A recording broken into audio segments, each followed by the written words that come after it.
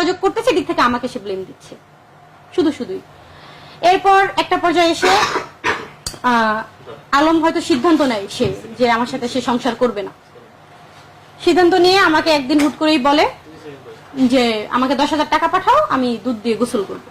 তা আমি বিষয়টা ভাবি যে দুষ্টামি করতেছে,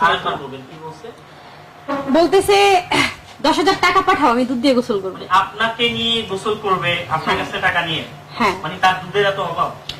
এখন কি জানি সে।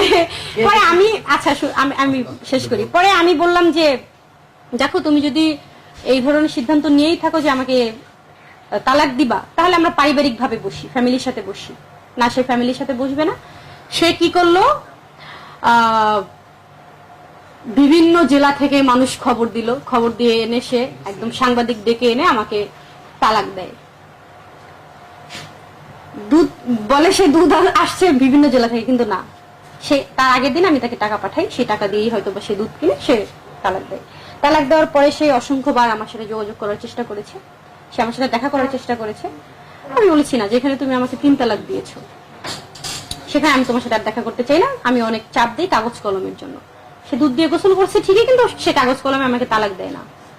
না দেওয়া নিয়ে আমি অনেকবার তাকে বলি, বলার পর সে বলে তুমি দাও, তুমি ডিভোর্স দিয়ে দাও। তা আমি বলি আমাদের কাবিন নামা তো তোমার কাছে, তাহলে কাবিন নামাটা দাও। সে কাবিন নামাটাও দেয় না।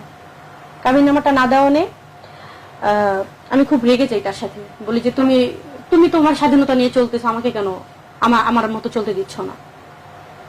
পরে এক পর্যায়ে সে আমাকে হুমকি ধমকি দেয়। দেওয়ার পর গিয়ে আমার যে মামলা করা ছিল, ও মামলার সে হাজিরাও ঠিকভাবে দিচ্ছিল না।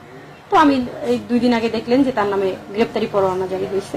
হওয়ার পর তো আপনারা দেখছেন, সে আবার সাংবাদিক ডেকে এনে আমার নামে আবার উল্টাপাল্টা কথা বলে, আমাকে সে হেও করে কথা বলে। আমাকে বলে সে আমার সাথে তার যায় না, আমার মতো মেয়ে তার সাথে যায় না, তাহলে না গেলে সে বিয়ে করছিল কেন?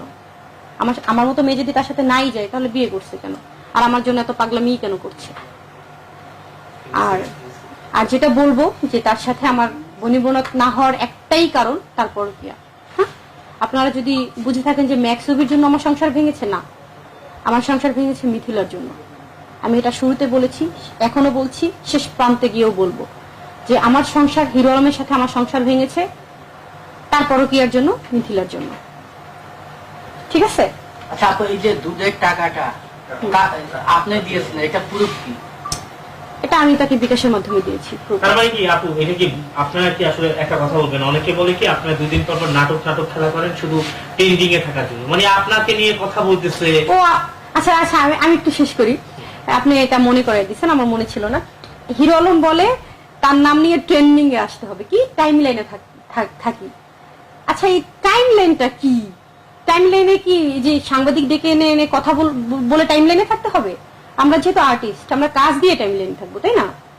একটা ভালো প্রজেক্টে কাজ করব, ওই কাজটা নিয়ে আলোচনা হবে, এটাই তো টাইম লাইন। টাইম লাইন বলতে তো আমি এটাই বুঝি। কিন্তু হিরো আলম বুঝে যে সাংবাদিক ডেকে এনে একজনের নামে বদনাম বলা, ওইটাই মনে হয় টাইম লাইন।